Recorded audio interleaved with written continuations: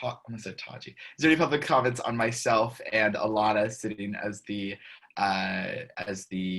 co-chairs for the youth subcommittee? I guess just for the year.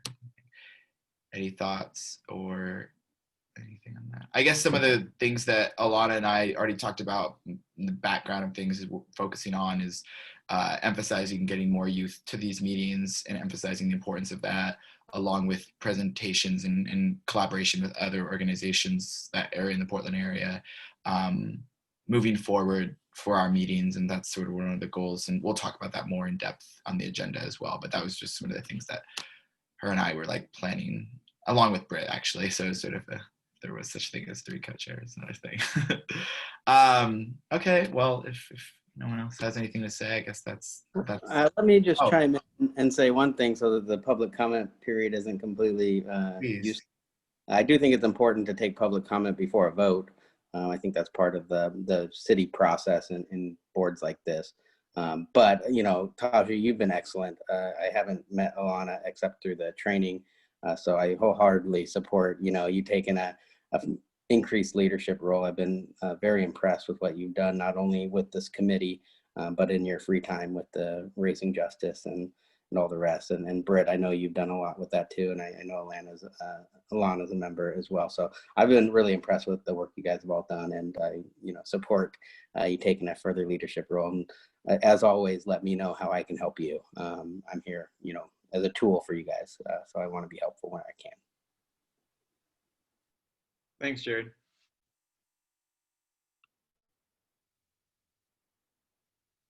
Coolio. Thank you so much, Jared, as well. I guess with that, we can jump into it. And I guess I can start with the first update I wanted to, or I guess plug really just for something that's happening this Thursday. I mentioned this at the subcommittee meeting back in October. About the public safety town hall situation, getting more information on what's happening at the state level with legislation around criminal justice, specifically with the Joint Committee on Use of Force and Policing Reform. Since then, we have the confirmed date, which is this Thursday. It'll be at 5 p.m. and I can send in the chat the registration link if anyone's interested in coming. There's it's just from 5 to 6:30, and there's opportunity to put questions, and the people who will be facilitating. I'll be facilitating it with Aria, who's the other intern who works with Representative Lawrence Spence's office. And we'll also be having Representative Janelle Bynum, who's another member of the Joint Committee. They'll both be talking about what's happened in the Joint Committee over the last 2 special sessions, along with an upcoming potential special session this month, or just like generally what the agenda plan for the next year is and how criminal justice work and reform work will continue into the 2021 session. So it's pretty exciting, and we're really trying to get more, engagement from the Oregon population around what's happening at the state in regards to criminal justice. So if anyone's interested, obviously it pertains. I hope this link actually might just be my personal link to join. So let me try clicking it and see what happens. I feel like it won't pull up what I'm looking for. Yeah, it won't. Okay. Oh, no. Okay, cool. Let me get that link once someone else starts talking. That was just my link for me to join. So let me find that. But yeah, that's happening on the 12th, which is this Thursday at 5 p.m. And I will get that link. Britt or Alana, I guess it would make more sense just generally for background knowledge on it, Britt, to just talk about the first agenda item beyond this, though. Yeah, excuse me, as I started to say earlier, we have passed a few recommendations this summer and then into the fall. One was on restorative justice. I don't remember the exact month, but I want to say maybe we passed that in August, and it had a few different prongs, but it was looking at, whoa, zoom in? Oh, you're screen sharing. Okay. Yeah. So yeah, we passed that, had a few different prongs, looking at training, looking at increasing restorative justice and diversion outlets within the justice system itself. And then a few other, more minute things. And I guess here is the formal response we got from the city that I actually haven't seen yet. Maybe it'd be appropriate to read it out loud. I actually haven't seen this as well. 10 pages. Oh, it's a couple pages. So maybe let's just read the first. Yeah, the brief maybe, the letter part. And then it looks like Theo put it in the chat maybe, or could you, Theo? Put the agenda link in the it's chat. In the agenda link? Okay, so great. So this is, sorry, this is the response. It's 10 pages because the way that the mayor's office scanned it back to me, it's a bunch of different recommendations. So the response to this recommendation is only one page. So okay, then yeah, we can read this. I'll start and you can finish. Someone else, Taji, whatever. Yeah. No, I was going to say it might just be help for time's sake. Just maybe read the first paragraph. I read the rest. It doesn't help very much. Okay. Chief Lavelle and I met with the youth subcommittee to discuss this, and I assume that's the mayor talking, right? To discuss this thoughtful recommendation and verbally accepted it generally in service of its broader goals. In reviewing the text of this recommendation and noting budgetary parameters and cross-jurisdictional involvement, it would be useful to be used this response as an opportunity to carve out specific direction to the Portland Police Bureau. This recommendation is adopted in part. And then I can give, I'm not going to go into what they formally said as responses, but we've met with the respective people that they're mentioning below. We've talked with the training division. We've talked with the equity department for PPB. We've spoken with Nike Green from Oregon Violence Prevention now.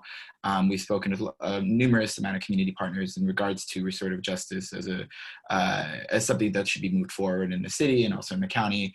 And another update that I think I might have shared at the last meeting was that Raising Justice, which is an organization Britt, Alana, and myself also work with, along with folks, including Wardis Bond and Multnomah Youth Commission, will be working together on restructuring the local public safety coordinating council's subcommittee. And that is a county-focused jurisdiction, but it really will combine a lot of efforts from the city side. And Nike Green will also be sitting on that subcommittee, but a really exciting progress in moving forward with stuff. And one of the strategies we'll be engaging on once it's officially voted on by the executive committee of LIPSIC, as the acronym, is a restorative justice approach to detention, looking at diversion, and also looking at schools and how they're using restorative justice models or not. And how we can continue to expand those as a model. Another one of those is working on I think it's a regional conference, on restorative justice called the Northwest Justice Forum, and we're also talking with the folks who put that together about having a theme for their upcoming 2021 conference to be on restorative justice, or restorative justice as a model of accountability. So like I said at the last meeting, it definitely has had ebbs and flows and a lot of new developments pertaining directly to the stipulations we had in the in the recommendation. Initially, you can read what the mayor mentioned there for that. Just a lot of not things being able to move forward budgetarily, and I guess he mentioned it as like a direction which doesn't have a lot of substance to it, so I don't know exactly what to take from that. But also the recommendation did have some pretty strong or high barriers of entry, or barriers of just them being like yes or no on anything in specific. So and then Britt, are you familiar with what's happened with the identification recommendation? Or Alana? I know something, but I don't know if anyone knows a fuller story on that. Or Theo, if you have a fuller, I haven't signed it yet, maybe though. I haven't received an official response from the city yet. I can share the recommendation on if you want to present it to the rest of the folks on the call. I mean, if you could just put the link in the chat, it's much more a straightforward recommendation than the RJ recommendation, in the sense that it's asking for the specific stipulation in policies for the PPB to be changed and updated, along with the ask for like sort of working in adherence to state policy that's working towards identification mandates as well. So it's a very straightforward like recommendation that says you should adopt and update your policies along with adhering to state policy that's currently being drafted and sort of working at the forefront of it, or working proactively to address these issues within identification of officers, especially in regards to protests, as a model for other counties and jurisdictions herein. So I also did think that there was something back in October. I think it might have happened before. I don't know if anyone on the call knows, but I'm pretty sure that well, does anyone on the call know? And then I can say what I saw, which I don't know. The helmet thing?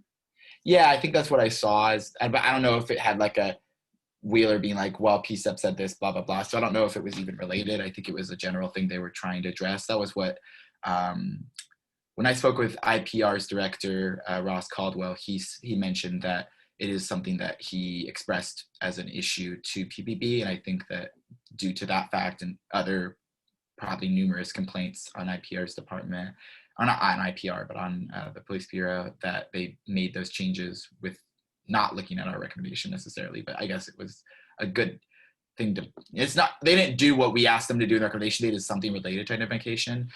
Judith, did you have something you want to mention on this? Yeah, sorry, I can't raise my hand. I was just going to say that one other piece is that there was a reporter who actually identified the police officer that was number 67. I think that was the number. And then they acknowledged that that was who that was, but I don't think anything has happened. I mean, I think the recommendation is that they do have their name tags, but they were given like special permission not to use them. In the article, it said that PPB said that they would be, putting together an identification system that made more sense. That was the last I heard.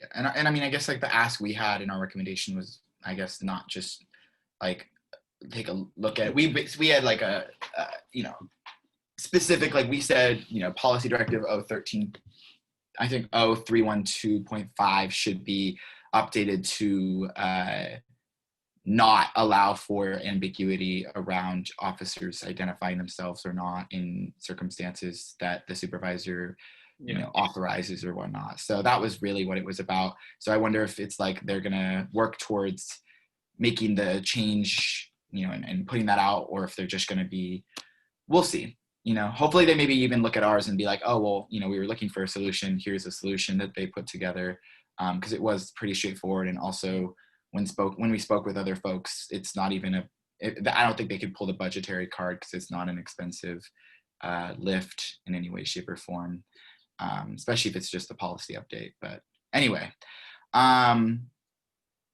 cool. Any public comment, any questions on that, and the two recommendations we just mentioned, or anything we said about those recommendations? I have a question just really quick. I guess I misunderstood. I remember your identification recommendation, and I've seen the press about what the mayor has said is going to happen. I know there was a little bit of a long lead time in order to implement it, but you've not heard back from the mayor with respect to your recommendation, the identification one, is that right? Or have you? We have not. No. Okay. So just keep me posted. I'm interested too, Taji, whether or not they'll say what they're planning to do is, partly responsive, partly, deny your recommendation, or if they'll engage in a policy discussion with you or independently of you that sort of ties the bow at the end. So yeah, thank you. Yeah, absolutely. We'll let you know as soon as we do as well. Okay, well, that's really great. Oh, sorry. Well, any other comments? Sorry, I want to leave a space open a little bit more.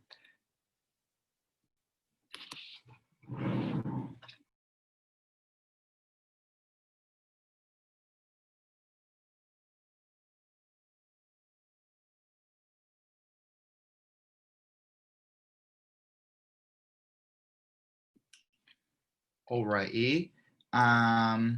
So the next part of the agenda, the recommendation we passed with identification was prompted or brought up to us by a young person, and that's sort of why it fit under our reach, and no other committee had the space or capacity to take it on, and we were willing to at that time.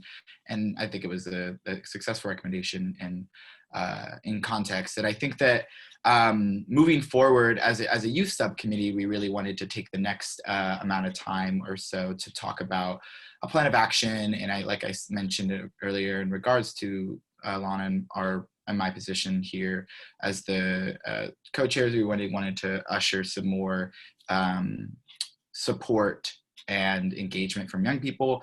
I think there's I think maybe we should just start with that general topic. If anyone had any thoughts on that, and then we could give our thoughts, but we think it might be just more productive to hear how other people think. I mean, we are the young people, but we could hear and see what y'all think as well.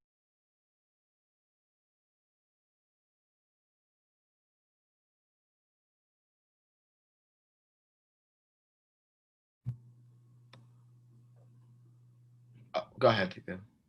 I did want to mention that you all, as the youth subcommittee, do have a budget for outreach if you all want to.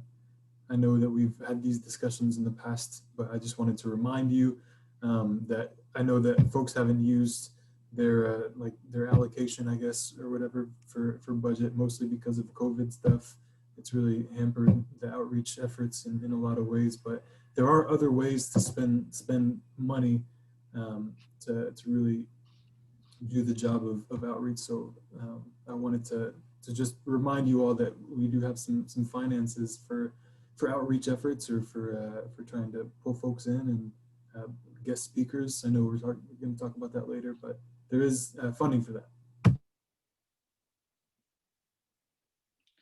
Yeah, so those were some of the initial ideas that were brought up last week as well. I think co-chair Lakiana mentioned this. He talked about some guest speakers. I think more specifically guest presentations from other young people or the young organizations. And I think I mentioned at the October general body meeting, we were conversations to do have PDX Black Youth Movement speak with us. They did not respond to our outreach, and so we have to sort of just wait for that. But I do think you're right. I think there is a way to levy some more input and more, I guess, different outreach methods. I think that guest speakers is a really cool way. I think that there's I guess social media campaigns that we could be working on as a group. Or I think there's a general maybe disconnect between the work of the youth subcommittee for this specific body and how it relates to young people, maybe, that we could be addressing. I think there's also general, I guess, understanding of the domain of work that the youth subcommittee handles. The RJ recommendation, what came out of conversations that we had with young people and conversations that we had with community members and wanting to do that. And so I think that's one of the benefits of having more people engaging with the subcommittee as a whole. And we also have seen other subcommittees use the space in their subcommittees to talk about certain issues related to that committee. Example, they did a Black woman focused one, and they brought in a guest speaker, and they've done I know they've done general presentations from the behavioral health unit on the behavioral health subcommittee. So yeah, there's a lot of different, I guess, ways to do it. And there's just individual outreach, there's org presentations. I think all of those things are on the plate.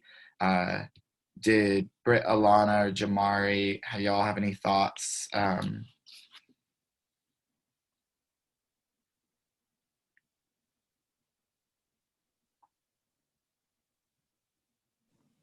I think making just what you were talking about, making the message a little bit more clear about what we do, because I think that young people don't really know. I don't think they even know that there's a youth subcommittee that exists within PCCEP. And so making that very clear and what we have done in the past, I think would be really helpful and give context for people that we might invite to come.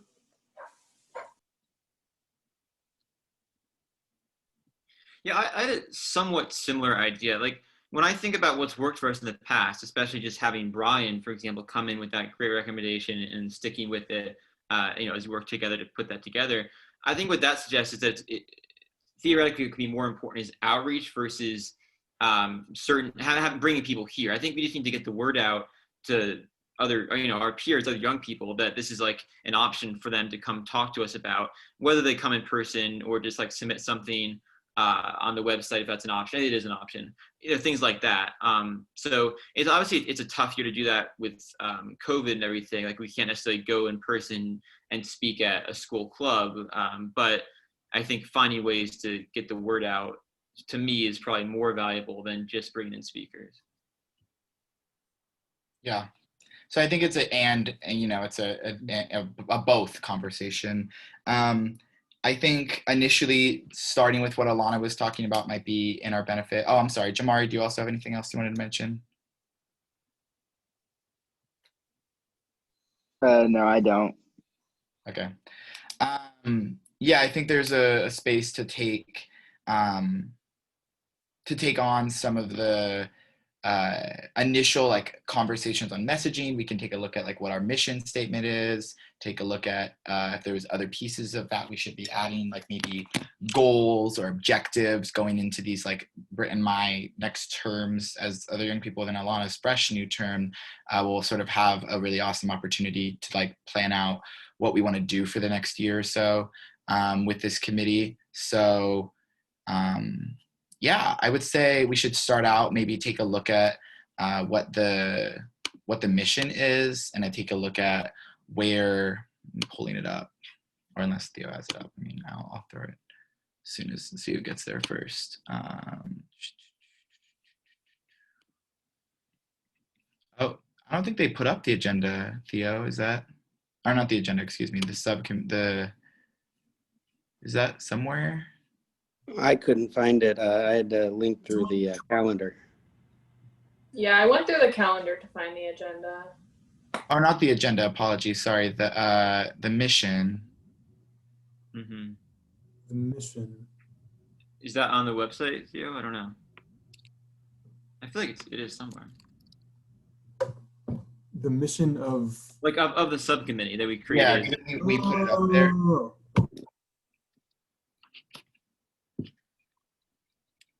You're muted, Theo, if you're talking. Sorry, it should be. Let me check. But Taj, I think it's a good idea to update it because we haven't updated it since like 2 years ago. So. No, well, no, we updated it recently. We updated it back in April, and during that time, I don't think the mission necessarily needs to be updated. I think what might be beneficial to update, or even not update, but add, would be goals for this upcoming year. So things that we want to accomplish and work on. I think more generally speaking, last year around this time, correct me if I'm wrong, Britt, as you're the final original member, is the PPS survey, correct? Mm-hmm. Right. Got shelved because of COVID. Yeah. So a year ago, if for folks who aren't familiar, a year ago from today or so, or not today, but around this time last year, folks in the youth subcommittee were working on putting together a survey on the perceptions of police officers in the general Portland area, and trying to work on disseminating that to PPS students across the district. That was shelved because of not only COVID, but also already existing information on perception data that was not, that seemed like it would be us reinventing the wheel to go back and get all that information again. And also the IRB process seemed to have to restart from where it was initially. And that was we did get through those things and submitted the proposal, but in the end it was just too late and not able to be done because of COVID, but yeah. And another thing I just want to mention, it's one thing I think you guys have done well.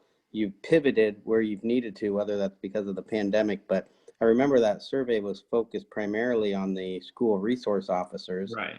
And that ended up getting pulled in the first round of budget cuts after George Floyd's murder. So it sort of became moot in a sense. I know that was one driving purpose, but you guys have, I thought you guys have done nicely in having youth-centric issues, but then also pivoting to things that are just giving the youth perspective on something that's broadly applicable, like restorative justice policies whereas the school resource officers are really youth related. But, you know, I see your guys' you know, vision or your values being not necessarily tied to police policies that impact the youth, but giving the youth perspective on broader policies, which I think has a lot of value because you bring a unique perspective to things. So I hope you guys continue doing both in the next year.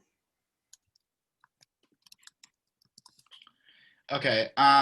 No, first of all, thank you, Jared. I also agree. I think that there is a value in our perspective and general issues related to PPP and trying to stay with the times as young people. We're very good at adapting to things. So I think we did that quite well, you know, in transitioning back in March to some of our digital work and still keeping engaged and keeping afloat with a lot of the work. I also think there's a lot of really good engagement generally across the board with this work still. So I think there is opportunities if we were to develop some of those strategies to get like folks to do guest speaking that align with different strategies and whatnot. One of the things I did think of that we talked about that was mentioned, I guess, like sort of in the the mission that you posted, by the way, Theo, that I wanted to go back to real quick. Is that the one, Britt? Does that look like the most? I feel like there was one that we had that wasn't. I don't think so, actually, but maybe we just didn't. It didn't get posted. I don't know. We'd have to look through our records, Sashi. Yeah, it might have to be. It might be in the back of our, or not the back of our, but back in the meeting notes or whatever. Yeah. Or it was like we did a work session on it actually. Yeah, right. Like we definitely have the doc, either you or I, somewhere. Yeah. We can find it and then maybe go over it next meeting at this point. That's the one that's posted. I know you all developed a project goal with the SRO survey. And that project goal statement is separate, but I guess that I suppose is neither here nor there. But I remember working the language around that. But I think, sorry, I can check my documents to see if I can find a different mission statement as well. Okay, yeah, no worries. We can also look. Thank you, Theo. So, oh, go ahead, Theo. Sorry, I'm sorry. Lakiana just joined. I just wanted to mention. Lakiana, hello, welcome. What up, y'all? We were just in mid conversation around messaging and stuff like that. We were going to take a look at our mission statement, and I'm thinking now it might be appropriate to talk a little bit, just because we don't have the mission statement. I think we can still talk without it about some of the messaging pieces of things. Generally speaking, like I said, we did that survey. And then we worked on those 2 recommendations, one of them also related to young people, and the other one, I guess, being a little more general PPP work.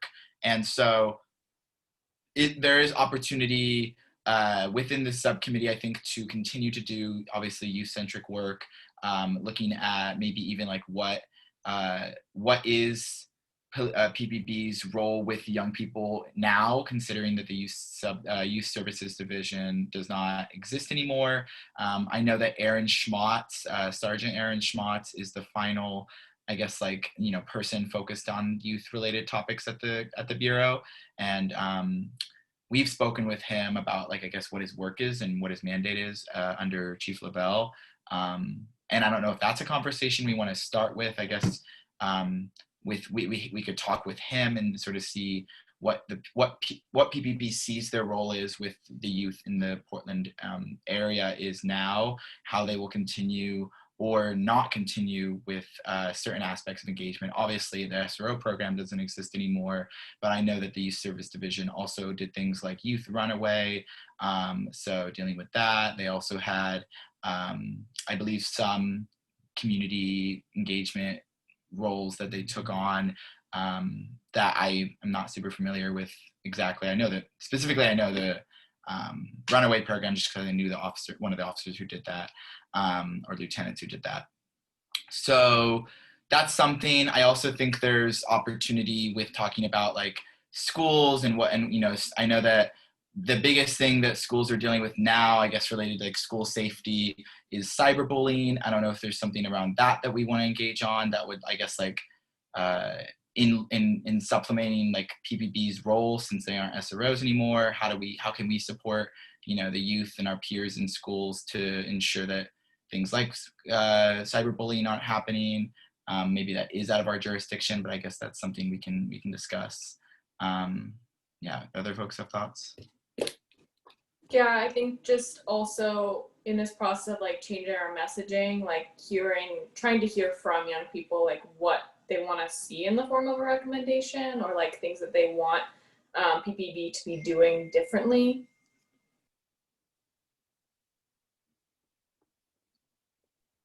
And then just one additional comment based off what you were saying, Taji. I think that when it comes to like the types of recommendations that like we're soliciting, obviously some of the recommendations that are coming from youth might be youth specific, and that's great, and that's definitely something we should pursue. But I think also like one value I see in our committee theoretically, if we're able to do a better job of reaching out to people, is that we could just be generally like sort of like an open body where they can speak to their peers and we can create a recommendation based off what they're interested in. So like Brian did, it might not necessarily relate specifically to youth, but it might just be a problem they see in their community around policing. Or accountability around policing, for example. I don't know if you guys agree with that, but that's just something I was thinking about as well. We should really just be like a good, honest intermediary that helps other young people formulate those ideas. Yeah, I think that's really great. And I think that, well, does anyone else have anything? I don't want to stop.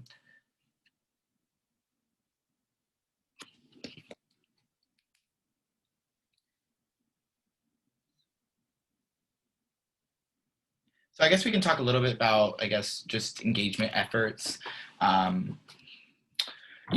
think there's a lot of fatigue around continuing to do like Zoom town halls and forums to, broker more conversations. I think a lot of folks are, tired and want to, and I don't want to revisit folks' like trauma with instances. I think a lot of the instances and issues are out there publicly or, in the community. So I think that, I think just talking with the folks who are working from Commissioner Hardisty's office on Rethink Portland would be maybe an interesting place to start.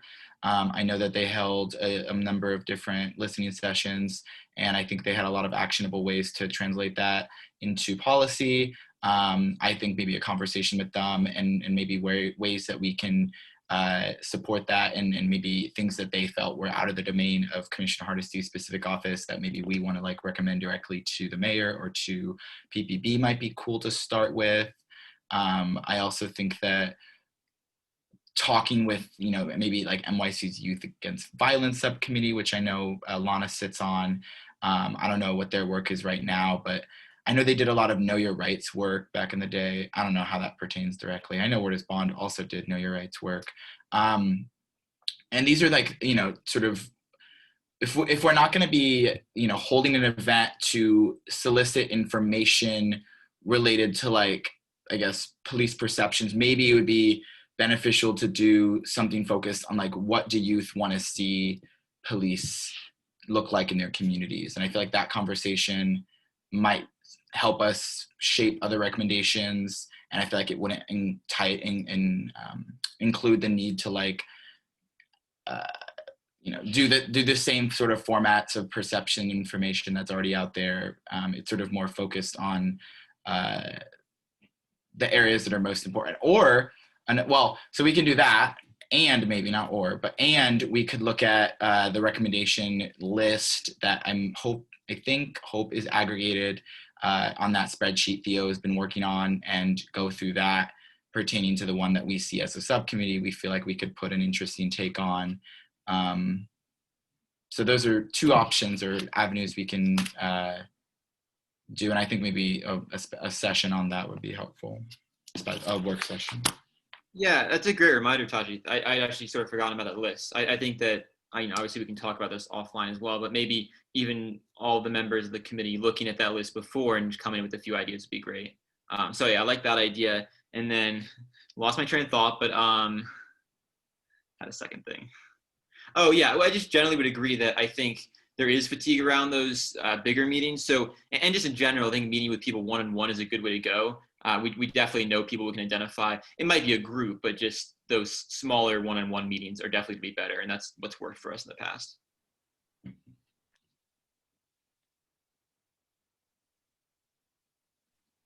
This is Jared. I don't know if it's appropriate for me to chime in now. Yeah, that's great, Jared. Thank you.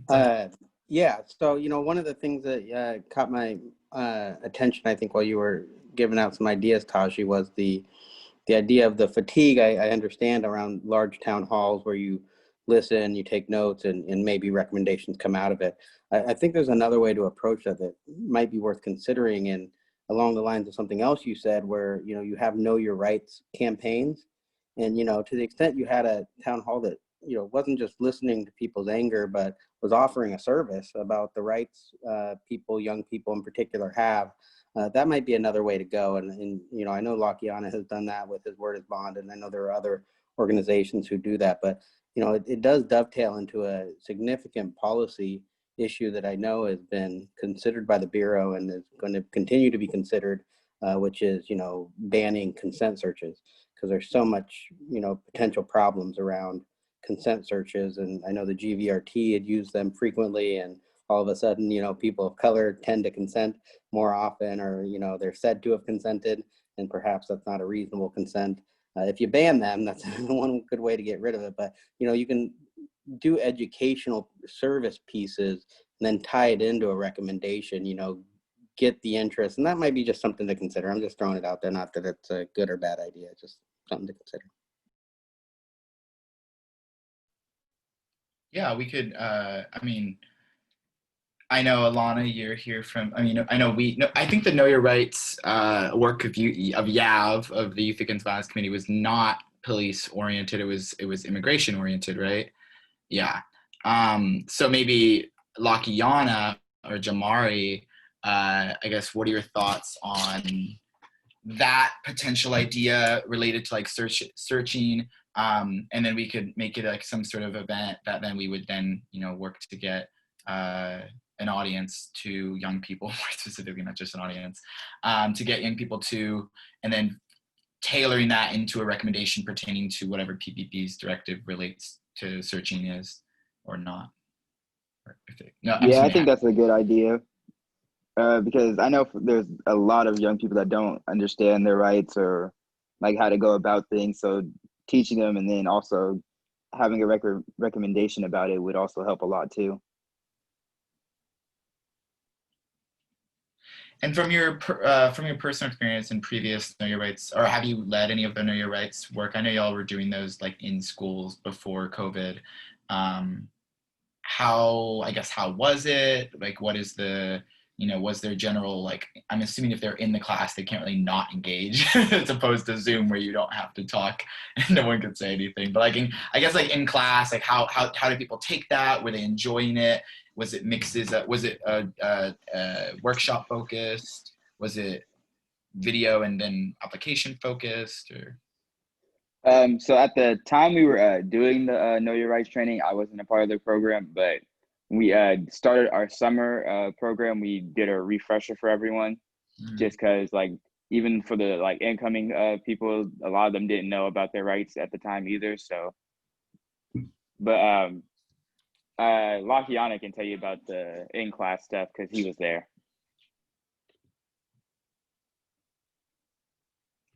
Lakiana, if you're here by chance, that'd be cool to just get a little insight on that. Yeah, it's always like a scramble. You're trying to find your mute button there. Kind of multitasking here. But the question was, what was it like doing it in class with I guess folks? just how did young people take that sort of education? I mean, like, people ate it up. I think the most pushback we got was from law enforcement, which is kind of unfortunate. Like, oh, what you guys are saying might not be 100% correct in every situation, which is true. But, we just trained youth on how to facilitate them. And I mean, young people, that's something that feels really relevant to them. And, there's a strong push right now for people to be able to know their rights and to feel empowered and feel informed. So I know it's something that people would welcome. And something we didn't do, but we wanted to do, was even have like Know Your Rights cards that people could carry around that has their rights on them. But one of the things law enforcement said was that they felt that people would just take the cards out and be like, you can't touch me because I know my rights. And like, but No, go ahead. I'm sorry. No, go ahead. I was just going to say two things to that. One, I think that I know the ACLU has Know Your Rights cards for immigration, and I think they have a separate one for police available. But I think they're pretty extensive pamphlets that aren't very. I'm assuming there's somewhere existing. I don't know if that's something your organization independently, Lakiana, is taking on, which would be super cool. It reminds me I keep needing to talk to you, but that's neither here nor there. Another thing about it is like, beyond like I get pulled over, or I'm at school, or I guess like I'm just walking. I think interestingly, in the context of what we're in right now, Know Your Rights around protests would be interesting, which some of the information is obviously transmutable, but I think some is specific to the context of a very like volatile situation that you may want to know quick information about. I know a lot of times I've gone to protests, they've always given out like lawyer numbers and stuff to give people like, services if they get arrested by chance. And I don't know how, as I'm not in Portland anymore, the one deficit here is I don't know how much protests are still happening. So it would be something to discuss, and the election is over and the results were much better than anticipated. So that's a good thing, obviously. But it would still just be interesting to, I guess, provide that information, even if it's not, hopefully protests in general don't cease to exist just because, and I think the, concept is definitely still important, just like around specifically like when you're doing that fifth freedom of speech or freedom of expression that you have, which is like the right to protest. So I think it'd be good to get information on that. So maybe discussing offline, Lakiana, with you would be beneficial. Maybe taking in even some input from MYC's experience, just giving those trainings and the benefits, and not saying we're going to create our own. That would be a whole other too much probably. But working with these organizations and maybe having them lead some of that work. And I know we have the ability to even use funding now, so we can even offer up like a quasi certification for young people who go through it. That isn't officially, by any means necessary, but it would just be like an incentive, I guess, to get them to come. I, always have noticed that works well. Yeah, like a training for trainer, a T for T kind of situation, that would be really, really cool. I know MECHA collaborated with a bunch of different high schools. MECHA is typically in colleges and in junior colleges and universities around the country, but I know that they partnered with a bunch of high schools along the border, and they did like Know Your Rights trainings with school resource officers, as well as border patrol officers who would kind of just search backpacks at will and stuff like that. So they did a Know Your Rights kind of training, and then that training that started at MECHA kind of did really great things for a bunch of different schools along those border towns. So PCCEP could certainly lead the way, and there'd be potential for collaboration with the Racial Equity Subcommittee, probably, and you could have like a big, huge kind of training with racial equity at the forefront. Yeah, so I guess next steps for that, and I don't know time. Is it end at 7 or 7:15? 15. 7:15 your time. 5:15. Oh, I'm so sorry. Yeah, 7:15 my time.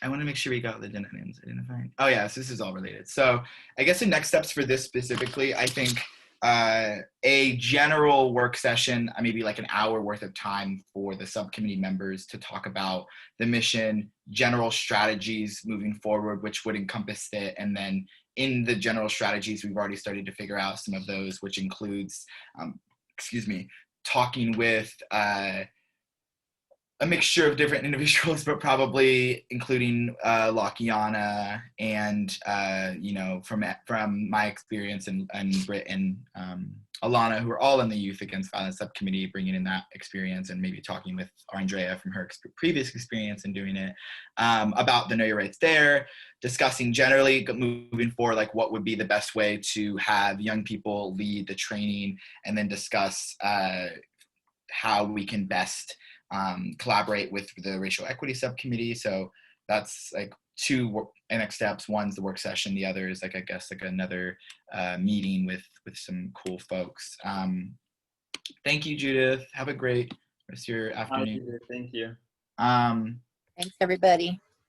And then there's some other fun strategies that I wrote down that we can talk at the work session about. So let's just save those for then. And then we can have those priorities scheduled out and we'll discuss them, or not discuss them, but share them out at the, is it the 24th? Is that the November? Yeah, No, it's the 17th. 17th. Yeah, so next week, which is crazy. So next week we'll present out what strategies, so we'll have to meet before then and discuss that. But I think we have a good next steps in place. Anyone have any public comment or any other comments from subcommittee members?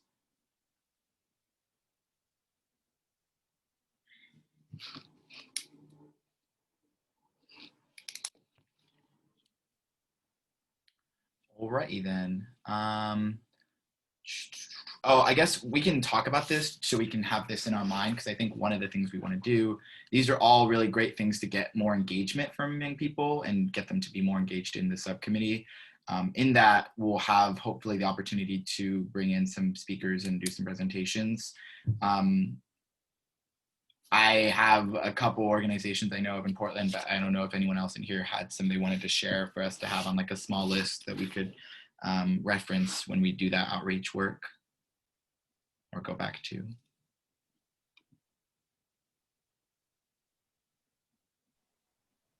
Theo, you have that list that the Amici gave you. I know they're not, youth-centric organizations, but they certainly could be useful to share, outreach with if the youth, those people probably have kids or they might be concerned about the issues. Yeah. That's great, Jared. You're absolutely right. Do you want me to share that, the link to that document here, or just send it all on an email? Yeah, let's get the list. Could you send the list in the email and then we'll reference it at the work session. Okay.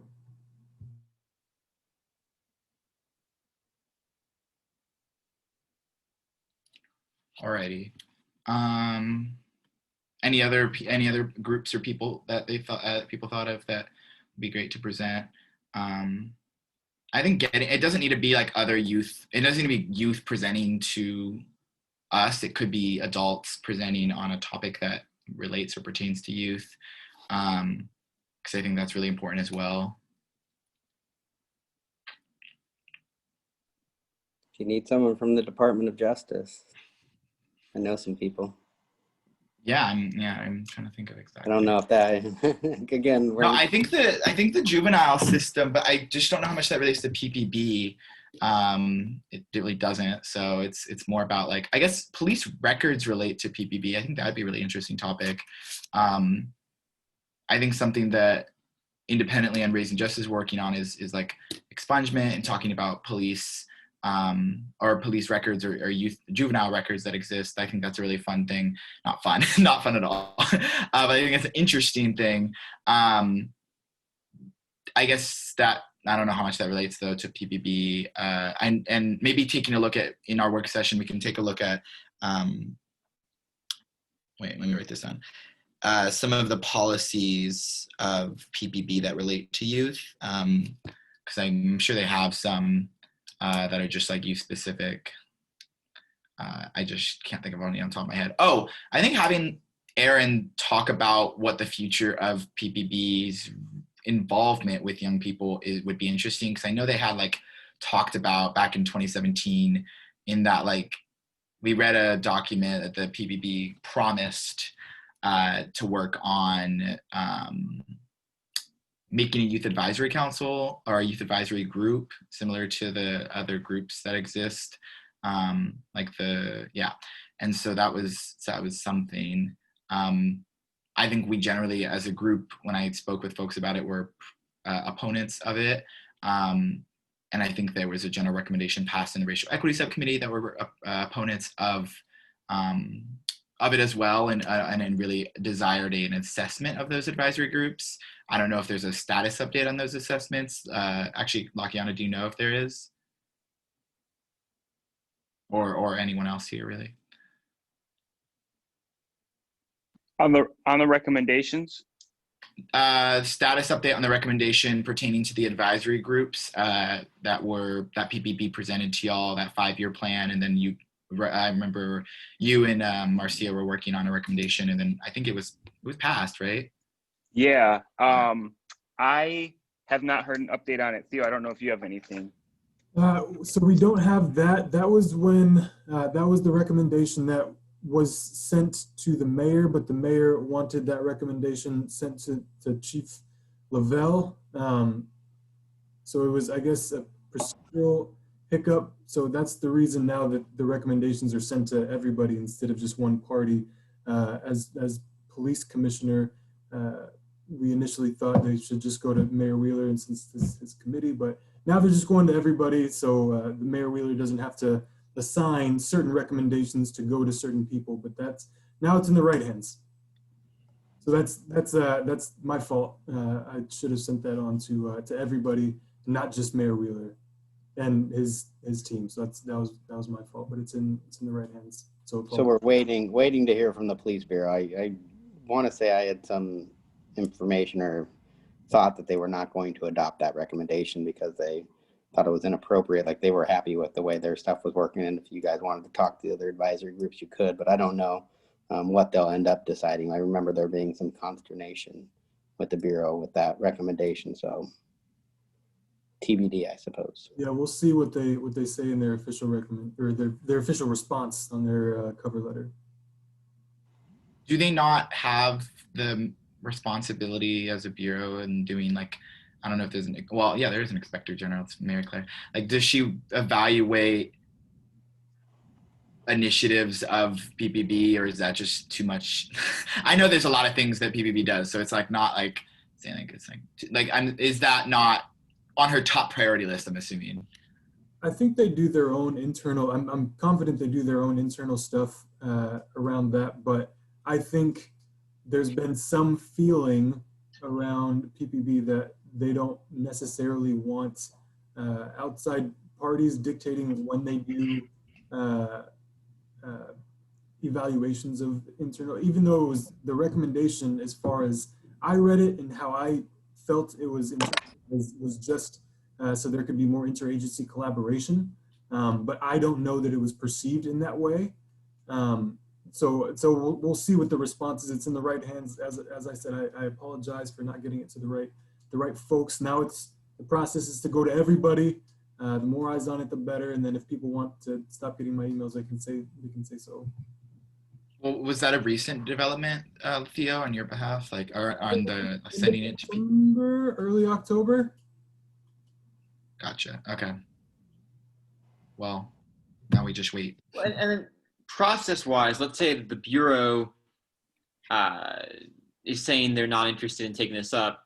Is there any regress we can pursue with the mayor as police commissioner and him supporting this and putting pressure on them? I don't know. Not That's sure. what I was initially said to the mayor. As a police commissioner, he has the ultimate say. Like if folks don't want to do it, and the mayor says do it, then they're like, oh, okay, well, I guess we're doing this, right?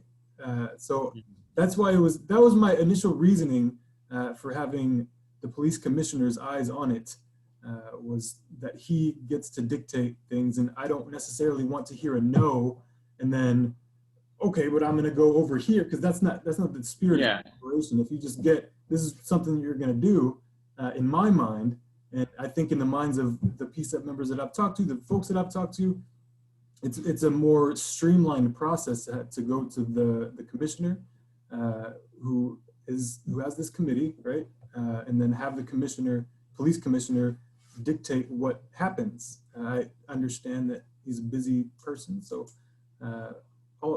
anyway, so that was. He's also not educated on all of the, the specific issues. I think, and so that's why I see there being some delegation to the police chief. If the chief says no, I think it's totally within PCCEP's right to pass a recommendation to the mayor and say, reverse what the chief just did. And then it would not be delegable from the mayor to the chief. I mean, it would be sort of like trying to override a veto if you guys have taken your poli-sci, or maybe you guys learned that in high school now, I don't know. But, I think that would be totally within your rights to put extra pressure on it, Brett, like you're saying. you know, if you get back from the Bureau, they say no, not feasible, not interested, not worth it, then yeah, I think you could pass a recommendation, Mayor, look at this and reverse it.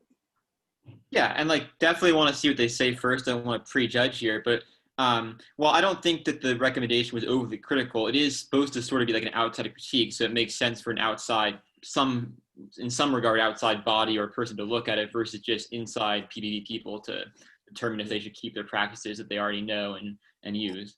That's all I was thinking.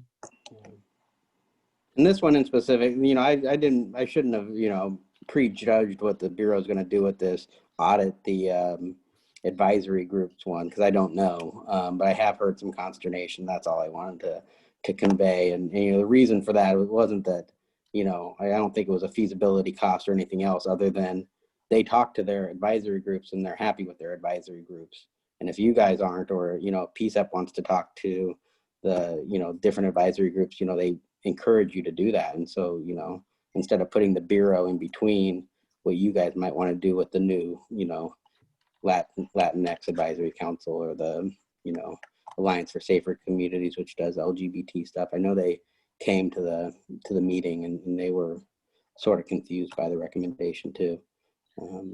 Yeah. But yeah, that's really just a big tangent. Sorry, Taji. No, I was just going to say, logically, I think we should, if we don't hear back or if we hear back and it's not to our liking, if we were to pass a recommendation, if we were supposedly to pass a recommendation to ask the chief to refer this back to the mayor or the mayor to take that back or whatever it may be, we wait until I think the bandwidth of the inspector general was quite heavy from what I last heard. And so if we just wait until like January of next year with this specific topic, if it's not addressed either, you know, in either way, then we should wait till then. Cause I don't think they'll have I don't think the mayor would then be able to, if the mayor was like, yes, let's pass the recommendation, the inspector general could use the excuse of like, I'm busy right now, which I don't think she could, but whatever.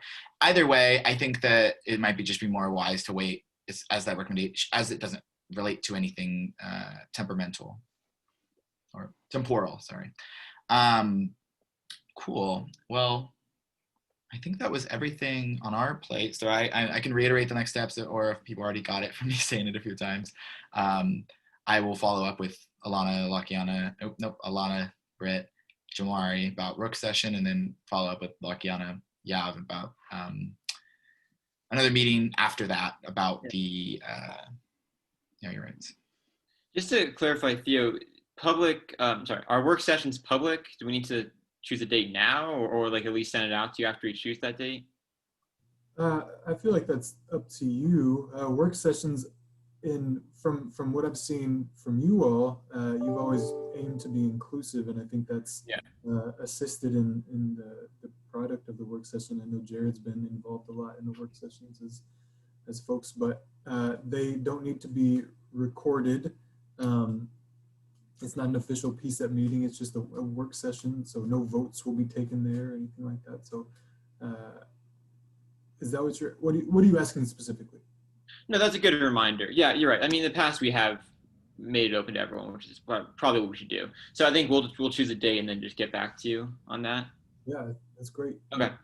We can post it if you want, or we can send it to whoever you want in the email. But I think the more eyes on it, the better, usually in these endeavors, right? Yeah, sounds good. Okay, well, with that, I guess we can adjourn for today and say that we're just to pick the meeting next time so we don't forget again. The first Monday of the month would be the 7th of December. If everyone's okay with that, we'll stick to it. The time we spoke, I remember someone else mentioned like time issues with you and people. I feel like this time isn't really an issue in my sake. I mean, I'm in college, but I also know that when we did this in high school, I was fine with this time as well. So if that's okay with everyone, we'll just stick to the 7th. Oh, Theo. I just have one reminder, just if you want to attend the council confirmation for your peer, Alana, it will be at 9:45 a.m. this Thursday, Pacific time. Awesome, thanks. I'll be there. Cool. Okay. Well, thank you. And I hope everyone has a great rest of their week and going into, wait, not going into the weekend, but okay. But this is pretty much it. See everyone. Yeah, have a good rest of your week. Bye, everyone. Thank you. Thanks. Thanks, guys. Peace, y'all. Thanks, everyone. Yeah, so I guess I would just tell you, based off what we were talking about earlier about my like involvement. Recording. What? You stop recording.